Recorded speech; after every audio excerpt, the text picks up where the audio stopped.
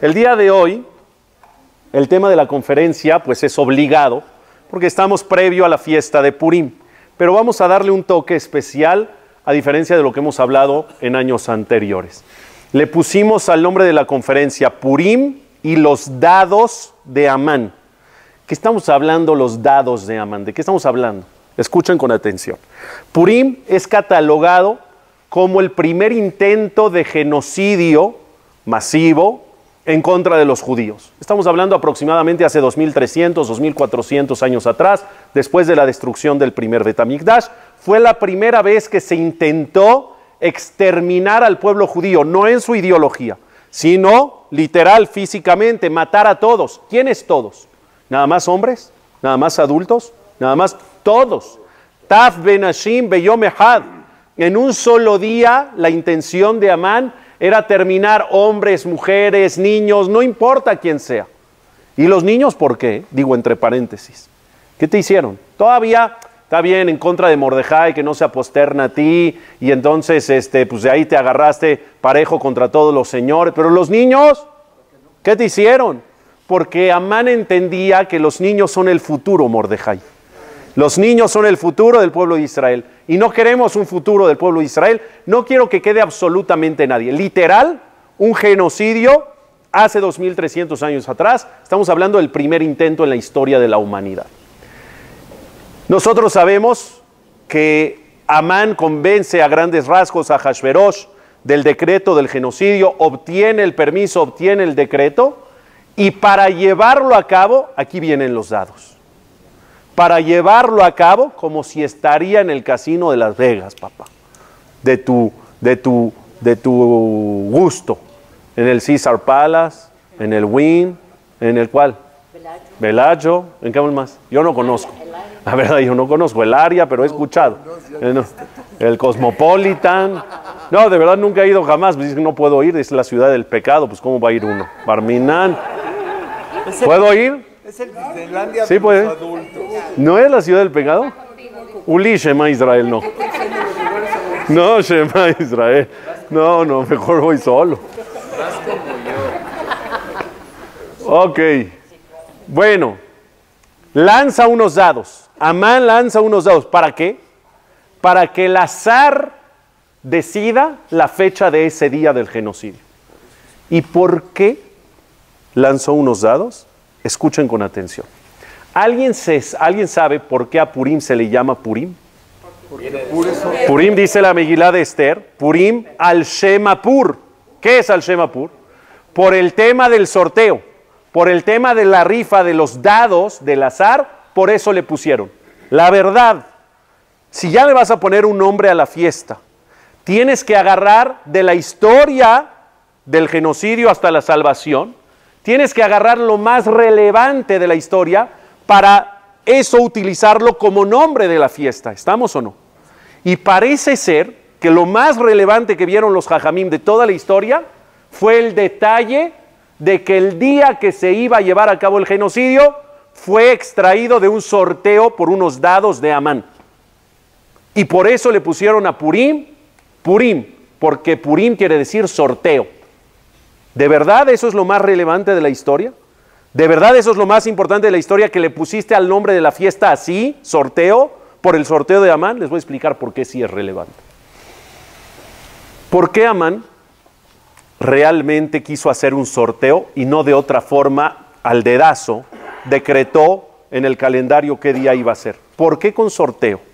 Escuchen lo que Amán pensó. Vean hasta dónde llegaba la maldad de este hombre. Por eso se le llamaba y se le llama Hamán a Rasha. No a todo mundo le puedes decir Rasha. Cuando tú etiquetas a una persona como Rasha, no es una persona a lo mejor que no cumple las mismas. No, o sea, Rasha, ¿qué es? Una persona malvada, con malos sentimientos, con malas intenciones, con ganas de dañar, de afectar. Una persona que quiere asesinar a todo mundo, hombres, mujeres y niños. ¿Es un Rasha o no es un Rasha? Eso es un Rasha. Pero ¿hasta dónde llegaba la maldad de Amán? Escuchen bien. No era nada más la maldad contra los humanos, sino una maldad también contra Dios. Y es lo que quiero explicar.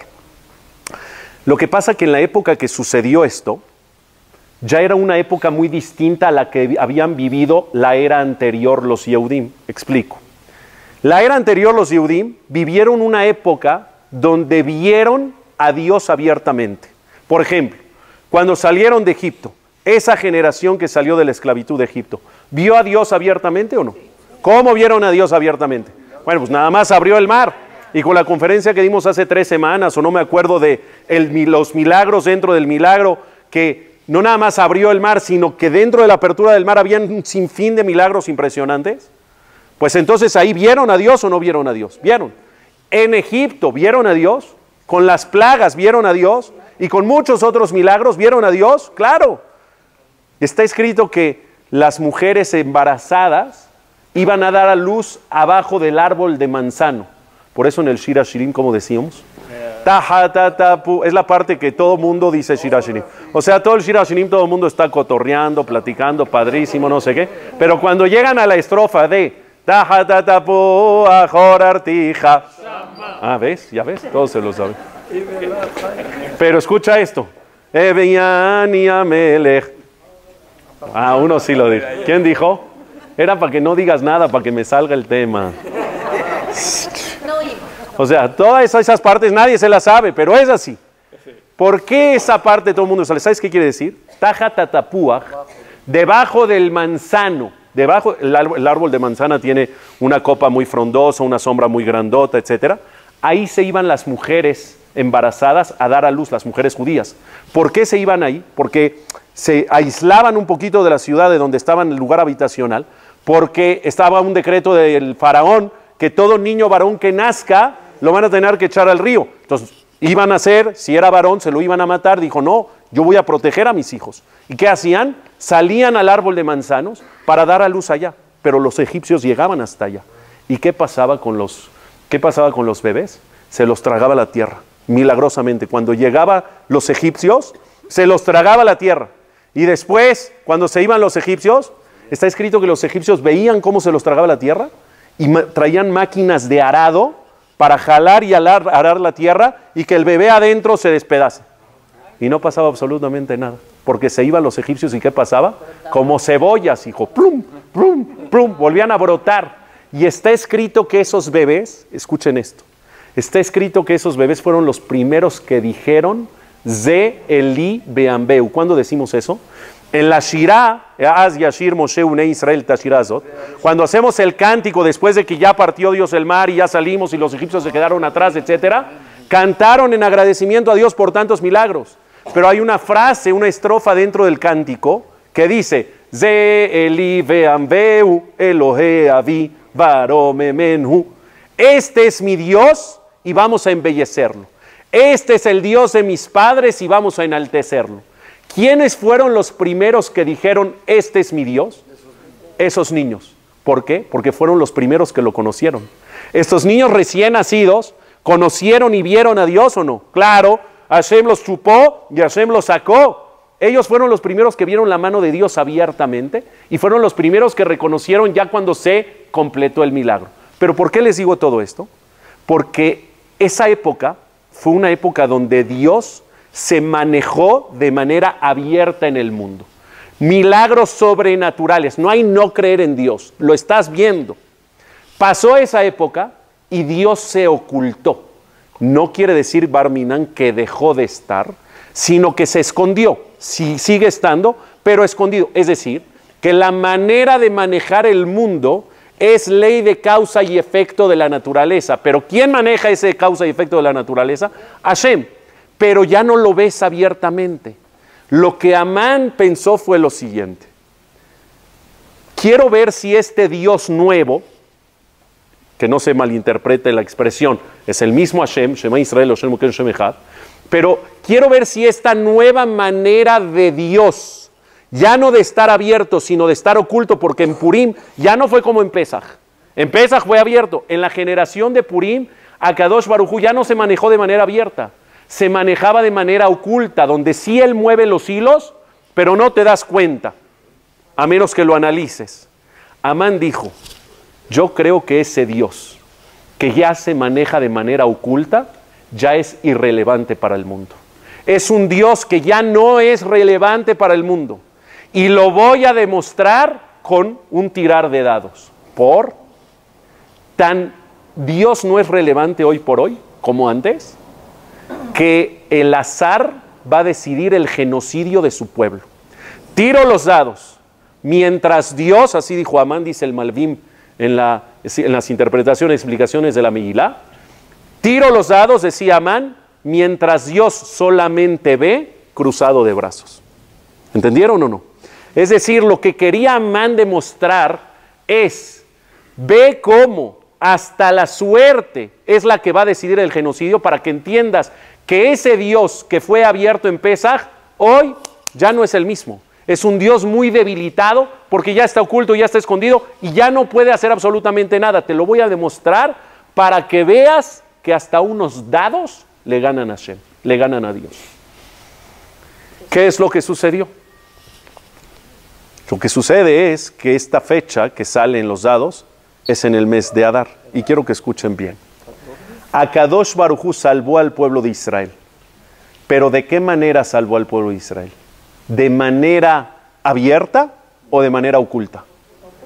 Si fuera de manera abierta, no contrarresta lo que Amán estaba demostrando. Porque Amán decía, el Dios oculto no es relevante. Si Dios le quiere ganar a Amán ahí, ¿qué necesita hacer? Ocultamente demostrarte que sigo siendo relevante en el mundo. Por lo tanto, todos los milagros de Purim, ni uno fue abierto. Vean, ¿hay algún milagro abierto en Purim? Como en Pesaj, las plagas, abrió el mar, voló una alfombra, Aladín, me volví loco. Yo qué sé, ¿hay algún milagro sobrenatural? ¿Cómo se salvó el pueblo de Israel? ¿Con qué milagro? A ver, dime un milagro de Hashem en Purim. Al final se salvó, pero dime un milagro abierto. Dios no quiso abrirse y dijo, estando ocultamente le voy a demostrar a este malvado, porque es un malvado que quiso demostrar que yo ya no pinto. Por eso les decía al principio que el Rasha de Amán no era nada más maldad con las personas. ¿Maldad con quién? Con Dios. Era demostrarle a Dios, tú ya, hoy Dios en esta época tú ya no pintas. Antes sí, está Pesaj y la partición del mar y todo eso. Sí, antes sí pintabas. Hoy ya no pintas. Te vas a quedar cruzado de brazos mientras tiro yo los dados. Y Hashem le tenía que demostrar que aún ocultamente no vas a poder hacer nada en contra de mí y en contra de mi pueblo. Por lo tanto, no encuentras un milagro abierto en Purim. ¿Qué milagro sí encuentras? Los milagros escondidos en la causa y efecto de la naturaleza. Explico. Cosas que podrías darlos a la casualidad, cosas que tú podrías decir, esto fue fortuito. Al final, si analizas y conectas todo, te das cuenta que es manejo de Dios. Vean lo que estoy diciendo. Casualmente, entre comillas, casualmente, Ahasverosh manda a matar a su esposa, a la reina Vashti. Casualmente se queda sin reina y un rey no puede estar sin reina.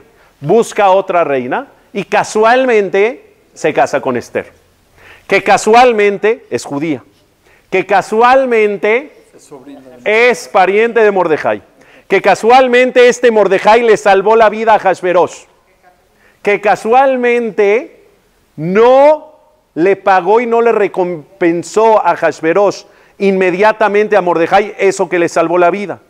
Que casualmente, en una noche de insomnio, Ahasverosh abre el libro de los recuerdos y ve que está en deuda con un hombre que le salvó la vida, que se llama Mordejai. Y casualmente esa noche de insomnio donde dice, no puedo dormir, ¿qué hago? En vez de contar borreguitos, porque no había Netflix, porque si hubiera Netflix, hubiera habido Netflix, hubiera visto Netflix. Pero como no había Netflix y no se le antojó contar borreguitos, que casualmente mandó a pedir el libro de los recuerdos porque no quería contar borreguitos y dijo, para entretenerse o para cansarse, para poderse dormir, tráiganme el libro de los recuerdos. Y casualmente en esa noche que le traen el libro de los recuerdos, ¿en qué página abre? Porque hay 1000 páginas en el libro de los recuerdos. Pero abre y la página en la que le sale es, le debo un favor a Mordejai que nunca se lo recompensé, que él me salvó la vida. Casualmente esa noche se le ocurre a Amán llegar y decirle, oye, quiero que mates a los judíos porque Mordejai no se aposternó. ¿Quién? Mordejai. ¿Qué Mordejai? No, Mordejai el judío, el de los judíos. Oye, hijo, no puedo hacer eso porque Mordejai yo le debo la vida a él. Casualmente esa misma noche. ¿Cuántas casualidades? Si tú ves solitas, todas estas casualidades, tú las ves solitas sin que yo te lo conecte como te lo conecté, ¿sí puede ser obra de la casualidad? O sea, puede ser, lo puedes decir, bueno, esto no es un manejo de Dios. Si los ves solitos, pues a lo mejor dices, bueno, pegó, casual. Pero cuando tú ves ya todo conectado, como te lo mencioné desde el principio, casualmente mata a la reina, casualmente para reponerla a Esther, que casualmente es judía, que casualmente es de pariente de Mordejai, que casualmente Mordejai les da la vida a Ahasveros, que casualmente no lo recompensa, que casualmente lo escribe en el libro de los recuerdos, que casualmente en el insomnio abre el libro de los recuerdos, que esa misma noche se le ocurre a Amán llegar a pedir la muerte de Mordejai. Cuando tú ves el panorama completo, dices, esto no es casualidad. Aunque solitas pueden ser todas casualidad, junto, dices, esto es el manejo de Dios. Sería absurdo, sería ridículo creer que todas estas conexiones sean casualidad cuando ves que todo está bien armado el plan. Pero no hay ninguno de estas cosas, ni uno es un milagro abierto. Todos son cosas del día a día que pasaron así. Y fue la manera en que Dios le dijo a Amán, mira papá, yo sigo estando oculto. Bueno, no le dijo papá, pero le dijo, mira, yo estando oculto voy a hacer que no puedas dañar a un solo hombre del pueblo judío. No vas a hacer absolutamente nada. ¿Por qué creen que la Megilá de Esther no tiene el nombre de Hashem? ¿Sabían o no? La Megilá no tiene explícitamente el nombre de Dios en toda la Megilá. Y créanme que es un libro largo. Y no tiene el nombre de Dios. Porque Dios está, pero ¿cómo está?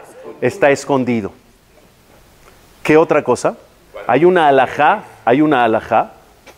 que el Baal Coré o el Jajam, la persona que va a leer la Megilá, no la lee. ¿Cómo es la Megilá? La Megilá tiene una base de madera o de lo que sea y tiene el rollo del pergamino adentro.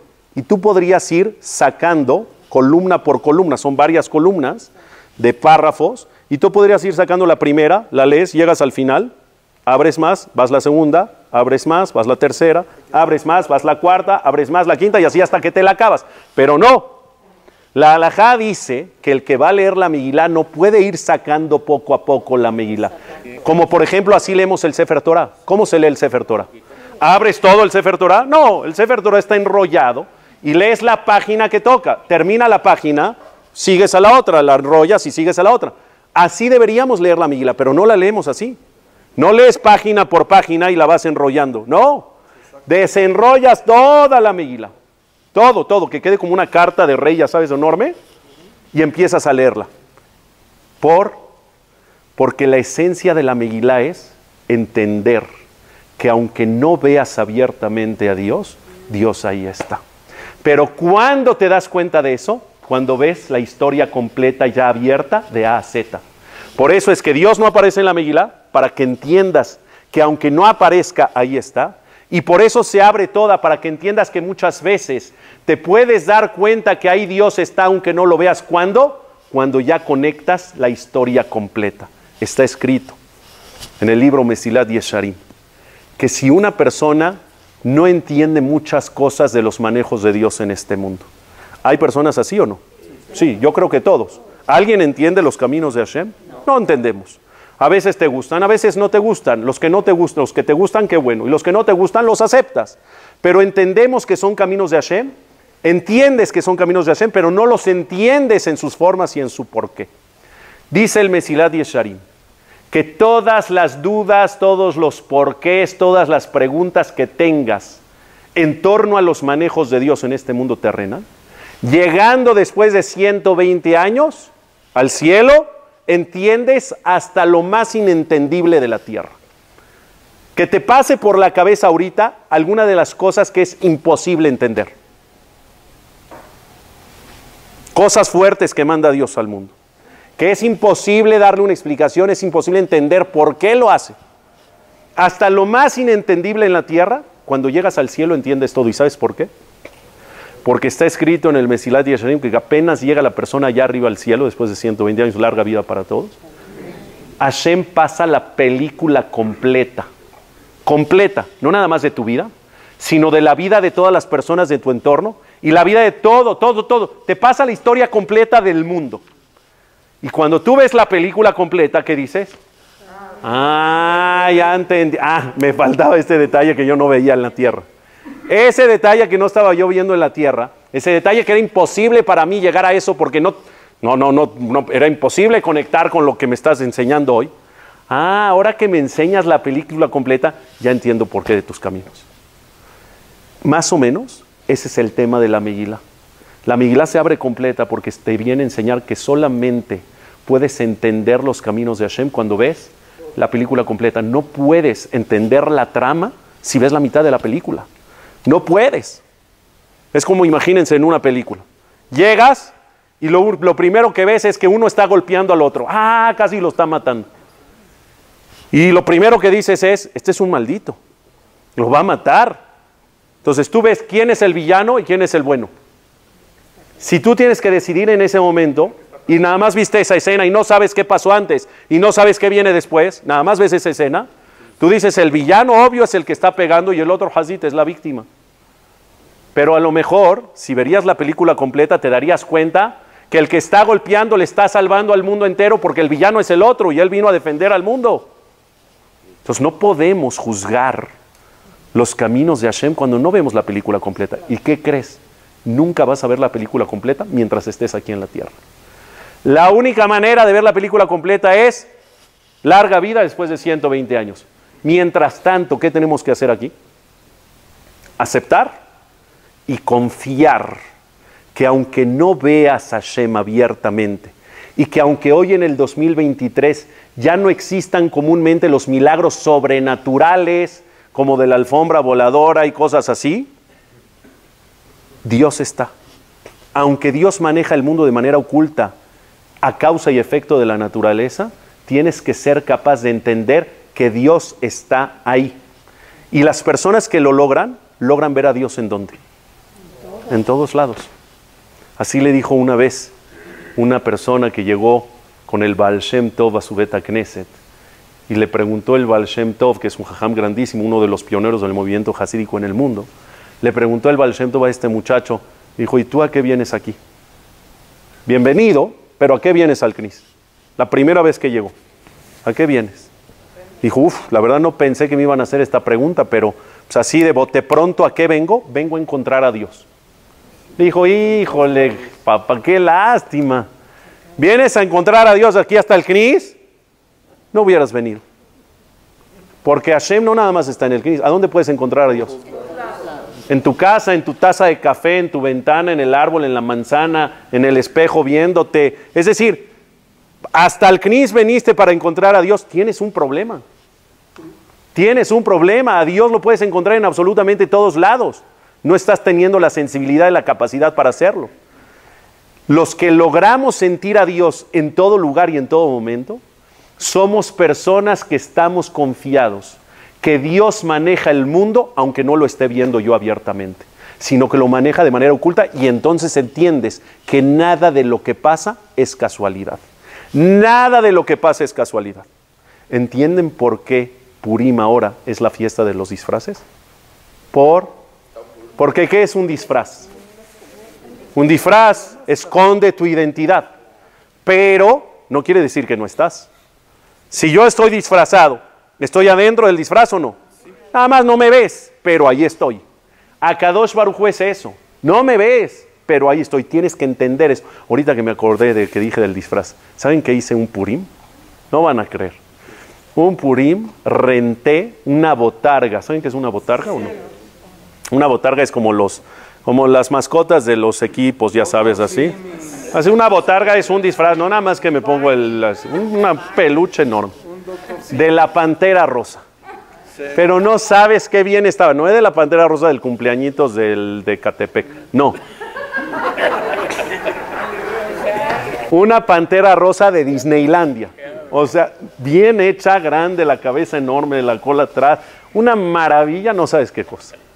Me puse esta en mi casa, la botarga, y salía, en Purim obviamente, y salía a la calle a dar mi shloach manot con la pantera rosa. Me acuerdo perfecto, yo iba caminando en Polanco. ¿Conocen Polanco o no? Sí. Ya para ustedes es como la Roma, Polanco, ¿no? Sí. ¿Conocen o no? Sí. Está como a 1 hora y media de aquí. Bueno, en Polanco hay ¿por dónde es? Hay una avenida que se llama Horacio. Sí. En los camellones de Horacio, en medio de los camellones, hay para caminar, es muy bonito ahí. Era yo. Hace unos años empecé a caminar por Horacio. Obviamente los Yehudim, que saben que es Purim, dijeron, este es un cuate Yehudí que se disfrazó de la pantera rosa, maravilloso. Me gritaban, me tocaban el claxon, maravilloso, así festejando. Los Goim no sabían qué estaba pasando. Era un martes normal, laboral, y de repente ves caminando una pantera rosa por el camellón de Horacio. ¿Me puedes creer que me paraban los Goim y me decían, ¿me puedo tomar una foto? Los niños, los Goim, ¿me puedo tomar? Se tomaban fotos conmigo, era una maravilla. La esencia del disfraz, ¿cuál es? La esencia del disfraz es hacer conciencia de que aunque no te ves, estás ahí. Y eso es lo que hay que tener como conciencia con Akadosh Baruj Hu. Akadosh Baruj Hu no se muestra siempre abiertamente, y de hecho el plan es que no se muestre abiertamente y que tú creas en él de manera oculta. Les voy a decir cuál es la prueba. Y después pasamos a una versión más de la palabra Purim. Una vez en la historia, Eliyahu Anabí se fundió en un debate ideológico con un rey de Israel. Porque este rey de Israel comenzó, aunque ustedes no lo crean, a hacer idolatría de manera masiva. Y empezó a contagiar de idolatría a la gran mayoría del pueblo. Eliyahu Anabí ya no podía ver más soldados caídos, soldados ideológicos, espirituales caídos, que se estaban yendo del otro lado. Entonces dijo, vamos a hacer algo. Se agarró a un debate con el rey de Israel y dijo, ¿por qué no hacemos, en vez de que nos estemos matando tú y yo, y que estemos dividiendo a la gente, ¿por qué no hacemos un duelo entre tu Dios y mi Dios? Y el que gane sale vencedor y se revela ante el mundo entero, y pues ya, si gana tu Dios, yo le digo a todos los judíos que están de mi bando que ya no hay Hashem y que te sigan a ti y al tuyo. Pero si gana mi Hashem, si gana mi Dios, se acaba la idolatría y se pasan para acá. Ya no hay de otra. Ya viste que mi Dios ganó. ¿Trato hecho? Llégale, trato hecho. ¿Cómo hicieron? ¿Vencidas? ¿Qué hicieron? Si estamos hablando de un duelo de dioses, lo aleno, pues nada más existe uno. El rey de Israel puso un altar con un sacrificio y Eliyahu Anabí puso un altar con un sacrificio. De tal forma que el duelo era: el Dios que consuma milagrosamente este sacrificio será el vencedor. Quiere decir que, en otras palabras, el Dios vencedor es el que se tiene que abrir. ¿Por qué abrir? Porque es un milagro abierto, no oculto, que tiene que salir algo del cielo para consumir. Se acerca el rey de Israel, pone su altar, pone su sacrificio, etcétera, etcétera. Echa sus rezos, echa sus rituales, que sí, que no, que esto. ¿Hay respuesta o no hay respuesta? No hay respuesta. ¿Toca el turno de quién? Eliyahu Anabí. Llega al altar, pone, y ahora sí, Hashemcito, por favor, no me vayas a quedar mal. O sea, yo sé que esto de que estás escondido y que pero hoy te necesito abierto. Hoy yo necesito así tipo milagro de Pesaj, que se abra el mar, que salga, yo qué sé, una cigüeña y eche un fuego, yo qué sé. Hoy te necesito. ¿Y qué crees? Hacele man shemeja. No lo hagas por mí, hazlo por ti. ¿Por qué por ti? Porque esta va a ser la única manera en la que todos tus desviados se van a encarrilar. O sea que si ganas esta batalla y de verdad te abres, vas a recuperar a muchos hijos tuyos. ¿Y qué creen que pasó? Milagrosamente sale un fuego del cielo, una columna, llámale de energía, de fuego, pues se vio literal, consume el corbán. ¿Milagro o no milagro? ¿Abierto o oculto en las casualidades? Abierto, no como los de Purim. Obviamente gana la batalla, todos los que habían hecho idolatría dijeron, no, ya, ahí muere, ya se acabó la idolatría. Shema Israel, Hashem Elokeinu, Hashem Echad. Ya, Hazak Baruch, todos felices y contentos. Eliyahu Anabí, feliz de la vida. ¿Qué piensa recibir de Dios en ese momento? una condecoración. ¿Medalla o no? Medalla, un premio, no sé, un Grammy, un Oscar, algo. Sale una voz del cielo y le dice a Eliyahu Anabí, aíslate de la gente, vete a la primer cueva que encuentres y métete ahí. Eliyahu Anabí se va a la primer cueva que encuentra, pensando que Dios le va a felicitar. Y cuando se mete a la cueva, Hashem lo reprocha. Hashem lo regaña y le dice, mira, hijo, mira. Entiendo que tuviste buenas intenciones. Entiendo que tuviste buena voluntad. Pero que sepas que no es la manera. La última, ¿cómo dice? No, la primera y la última. Esto se acabó así. No cada vez, escucha la frase, no cada vez que cada uno de los Yehudim quiera creer en mí, o tenga dudas si sí estoy o no estoy, me voy a tener que revelar abiertamente. Esto no funciona así. ¿Cómo debe de funcionar? Esta vez fue una emergencia, ya, una excepción, porque era algo masivo y ya lo hice y ya está. Pero de aquí en adelante esto no tiene que funcionar en la forma de que me tengo que abrir para que crean en mí, sino que tienen que tener la capacidad que hasta de manera oculta crean en mí. Lo reprochó, lo regañó. Quiere decir que ¿cuál es nuestro desafío en nuestra generación? La manera de tener emuná es no pidiendo que Dios aparezca y se muestre, sino teniendo la capacidad de saber que en las casualidades no son casualidades, que en el día a día, que en lo fortuito no es fortuito. Por eso se le puso al nombre de la fiesta Purim. ¿Ahora sí es relevante el nombre o no? Sí. ¿El sorteo es relevante? Claro, porque el sorteo demostraba ese Dios oculto no es relevante y el sorteo demostró que ese Dios oculto sigue siendo relevante y seguirá siendo relevante por siempre. Versión número 2. Se los dije creo que en el CNIS hace un par de días o ayer. ¿Cuál fue la reacción de Amán cuando tiró los dados y salió a dar? ¿Cuál fue su reacción? ¿Yes o chin? ¿Se puso feliz de que salió a dar? A ver, ahí les voy. ¿Cuándo, en qué fecha tiró los dados? ¿En qué fecha hizo el sorteo? En Nisan. Que Nisan es un mes después de Adar. Y le salió en Adar. ¿Quiere decir que cuánto tiempo después iba a ser el genocidio? Casi un año después, 11 meses. Estás en Nisan tú y te sale en Adar. Entonces Nisan, Iyar, Sivan, Tamuz, Av, Elul, Tishrei, Heshvan, Kislev, Tevet, Shevat, Adar. Escuchen esto. 11 meses después viene la exterminación. Amán, cuando ve que sale en Adar, reacciona feliz, ¿no? Reacciona feliz y dice, bien, Adar, buenísimo. Porque entendió y recordó que en Adar murió Moshe Rabbeinu. Y dice, ¿cómo? Si murió el líder por excelencia del pueblo de Israel, esto es una señal que todos van a morir. Adar ha de ser un mes pésimo para el judaísmo. Ahí está que su líder se murió en Adar.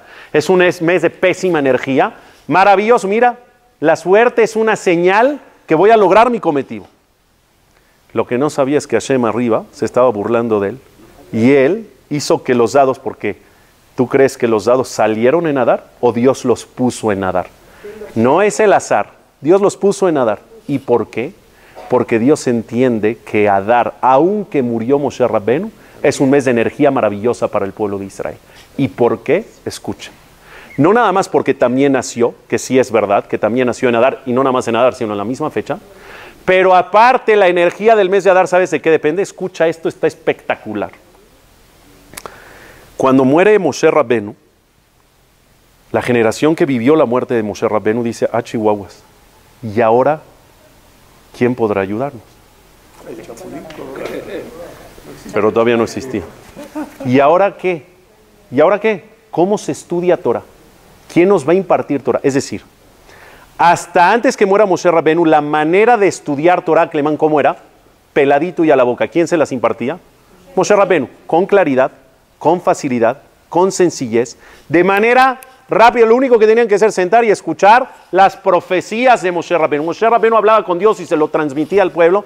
Toda la Torah era transmitida por Moshe. No se sentaban a estudiar, se sentaban a escuchar órdenes de Moshe Rabbeinu que venían en la Torah. Muere Moshe Rabbeinu y no tiene ni idea cómo seguir con esto de la Torah.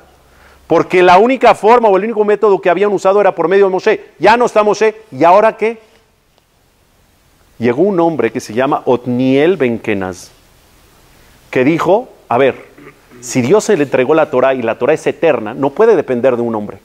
Y si ese hombre ya se murió, ¿la Torah se acaba? No existe eso. Ha de haber una manera de seguir con Torah. Y el método que él usó fue el método que usamos hasta la actualidad. ¿Cuál es el método? Siéntate a estudiar, compadre. Oye, pero está difícil. Pues sí está difícil, pero te sientas, profundizas, analizas, debates, que sí, que esto, que lo otro, y llegas a la verdad. La única manera de estudiar Torah y de aprender Torah y de adquirir Torah hoy en día fue el método que utilizó Otniel ben Kenaz después de la muerte de Moshe, cuando dijo, si queremos Torah, ahora ya no va a ser peladito y a la boca que alguien te lo dé, tú solito lo tienes que sacar.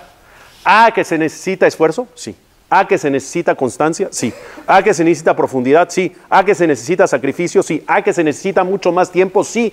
Todo eso sí, es un método distinto, pero es un método que va a tener a la Torah vigente. ¿Cuál fue la prueba que ese método fue autorizado por Dios? Porque está escrito que después de que Moshe Rabbenu murió, más de 1700 leyes se olvidaron del pueblo de Israel inmediatamente. Y a partir de que Otniel ben Kenaz se sentó a estudiar y a profundizar, esas 1700 leyes se recuperaron, se restauraron y volvieron a permear en el pueblo. Es como que la recompensa que Dios le dio a Otniel diciéndole, es así, es así. Quiere decir que esta restauración de la Torah, esta resurrección de la Torah, de creer que la Torah estaba muerta porque Moshe Rabbenu estaba muerto.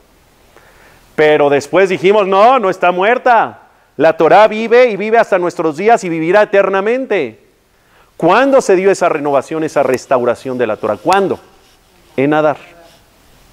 Y dice Dios, cuando el ser humano tiene la capacidad de estudiar Torah y de adquirir Torah por sí mismo, eso es lo que más energía le puede dar a un mes, a una persona, a una casa, a una vida. La mejor energía que una persona puede tener es ¿qué? Estudiar Torah. Está escrito que una persona que estudia Torah atrae a la Shejinah a su vida, atrae a Dios a su vida. Dios está aquí presente. Si tú te sientas a estudiar solo o con dos personas o con un minyan, atraes a la Shejinah a tu casa, a que traes la Shejinah a tu vida, a tu corazón, a tu lugar, de tal forma que la energía del mes de Adar no es pésima por la muerte de Moshe, sino es maravillosa no solo por el nacimiento, sino por el nuevo nacimiento ¿de qué? De la Torah, por el renacimiento de la Torah, que la tenemos hasta hoy. Y por eso Akadosh Baruj Hu dijo, ¿tú estás feliz que salió en Adar? Yo la puse en Adar, para que entiendas que Adar es el mes de mejor energía, gracias a la Torah que tenemos en la actualidad, una Torah con la que vives, con la que te esfuerzas, con la que extraes, con la que analizas, con la que te enamoras, con la que te casas, con la que vives día con día. Y ese es el mérito más grande que pueda existir. Entonces, en conclusión, porque termino ya, ¿qué nos arroja el nombre de Purim con el tema de los dados de Amán? Para mi punto de vista nos arroja dos cosas. Una, cree en Dios aunque no lo veas. Tienes que saber que aunque esté oculto, ahí está Hashem. Y número dos, el mérito más grande que una persona puede tener es traer Torah a su vida a partir de su esfuerzo, a partir de su conocimiento, a partir de sentarse a estudiar Torah. Y esa energía te sirve ¿para qué? Para protegerte, para poseerte, para guiarte. ¿Para qué más? Para iluminar tu vida y literalmente para salvarte de cualquier situación, tal cual la situación de Purim. Ojalá que con esta imagen que tenemos hoy de Purim, con este panorama que tenemos hoy de Purim, ¿por qué la relevancia del nombre del sorteo? Entendamos que en nuestra vida lo más importante que hay es creer en Dios en cualquier situación y vivir alineados a la luz de nuestra Torah, que es vigente hoy, hasta nuestros días y para siempre. Amén. Buenas noches y Purim Sameach.